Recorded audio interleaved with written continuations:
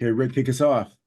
Okay, buddy. So my hang up right now is aging and realizing the sands of the hourglass are very, very small compared to the bottom half of the hourglass, which is very, very full.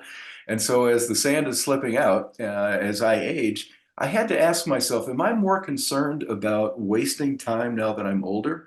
I mean, when you're young, you've got a whole path of life, many, many years, decades ahead of you. So, you can sit around and watch video, play video games, and, talk to your buddies on the phone or play baseball, till 2 in the morning, whatever. I mean, my point is that wasting time when you're young is something that's a given. But as we age, if that doesn't change, what happens to the quality moments that you're really looking for when you want to be effective or you want to be kind, or you want to feel an overwhelming sense of well-being.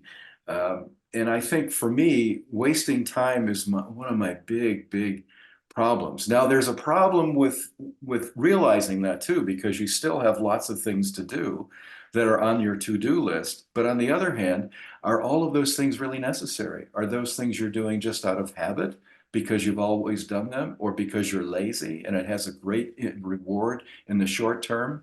Example. So in the morning, I usually get up about 5:30 sometimes. Now that it's getting light, it's great because I can do things and I almost have like a half another day. But I tend to waste it. I'll have coffee, I'll read the paper, or I'll read the paper online.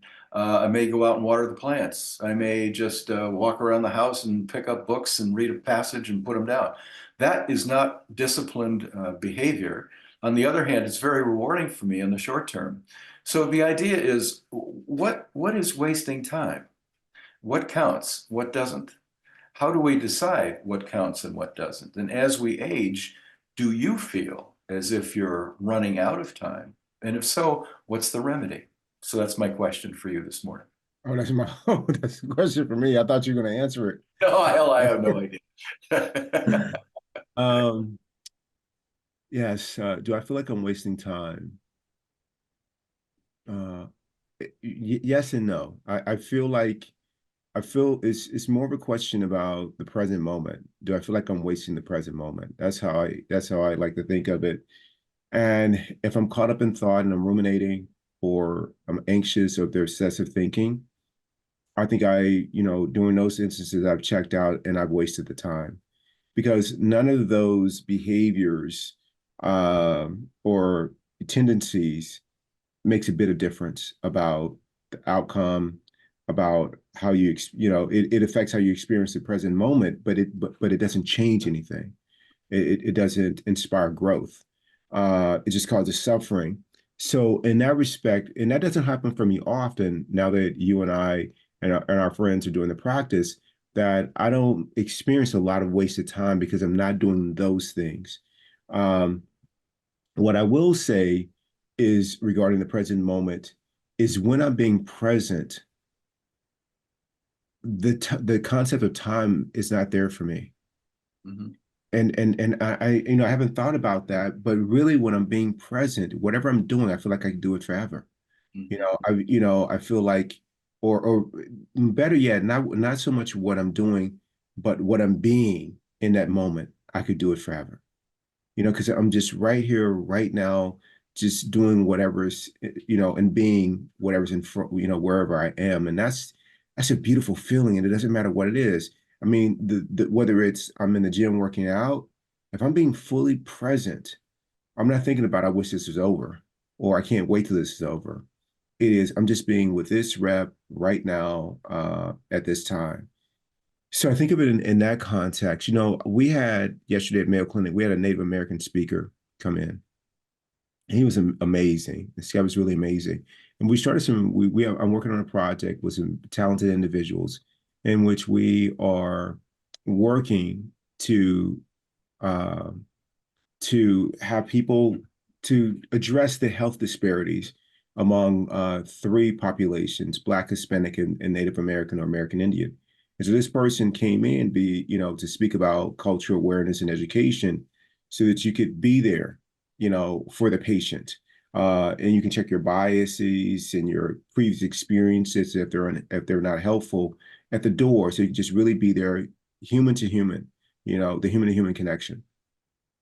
So there are a couple of things he talked about in terms of time is that oftentimes healthcare providers will ask Native American people when one of their loved ones is about to die about, hey, what do you want to do with the body? Or no, what do you want to do? This person's about to die. And they don't think of it in that way. The way they think of it is there is nothing to do. Like the spirit isn't dying. It is eternal. And so that's a very difficult question when you pose it to Native Americans, especially if they are traditional.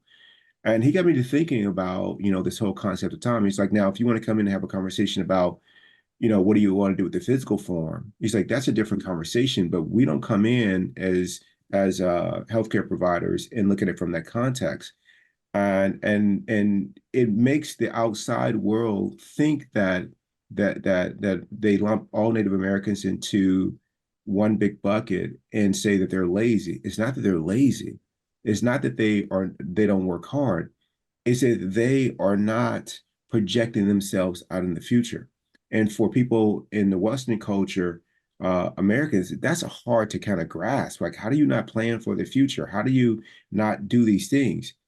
He says you take action that will hopefully yield something that you can enjoy every present moment as it unfolds, but you're not projecting yourself so far out there that you can't be experiencing what's happening right here in the here and now.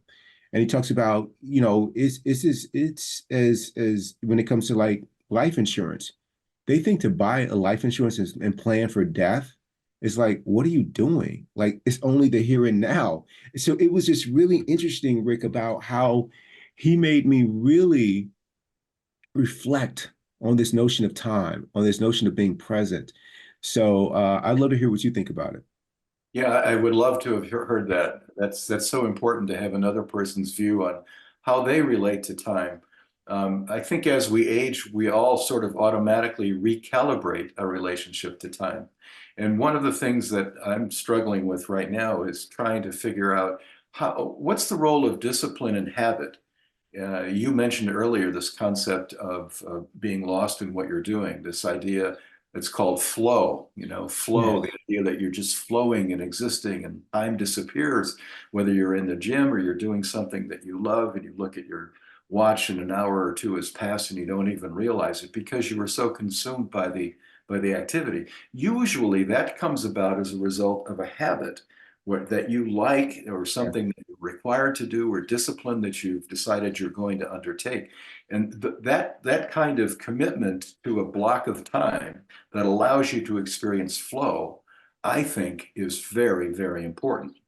And then I would also say, what do you do with the fringe time? In other words, the thing that you talked about that's so important is the idea that when you're not flow, not in flow, we have a tendency to start ruminating on how bad things are in our lives or how many things we'd like to fix in our lives. Well, maybe the alternative to that doesn't make you feel so anxious would be to look at how many wonderful things you already have.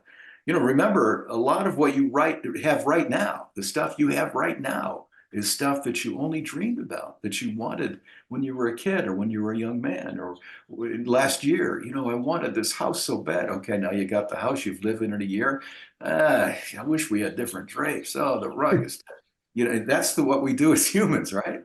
So getting back to how that relates to time, if we could focus on that present moment and act in that moment to moment idea with the sense of gratitude, right? That we have what we have and that we're not wasting our time thinking about things that we don't. I think that's the first step. And for me, the older I get, the more interested I am in not wasting anything, trying to live my life on purpose. Now, that doesn't mean being all serious. It doesn't mean picking up a law book and reading all the advance sheets from the Supreme Court. That's not fun to me anymore. But the idea is that if you could do what you truly have a desire to do, in addition to what you need to do as a discipline and a practice, that's the way to live life. Because then you're in the flow, you're in moment to moment, you're free from the constraints of time, and life is better. Rick, I completely agree with everything that you just said. I think that therein lies the key. That, with every task, are you present for it? Mhm. If you're present for the task, it disappear. If you're present for the task, it's no longer uh, a task that's filled with suffering. Yeah, well said. Yeah, it doesn't mean that there's not work to be done. It's you're not suffering while you're doing the work.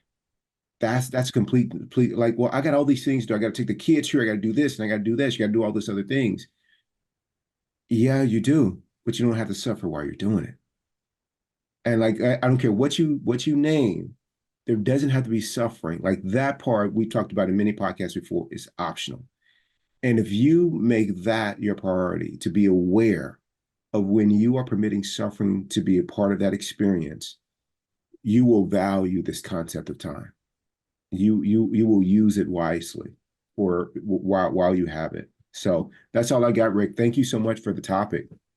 I love hearing your insights on stuff. I always learn things. I'm so glad we do these. Like I said before, this really, really helps me. It's like going to church or going to school or something when I'm with you. I really appreciate your insights, Keith, and your heartfelt experiences and your vulnerability and your ability to communicate so freely the things that you've experienced. It's a wonderful thing. And I wish we would do this more as humans, right? Instead of talking about the ball game or how bad the dinner was last night. It's the new restaurant. I mean, anyway, thank you. I feel the same way, Rick. I love you. I love you, man. Adios. Adios.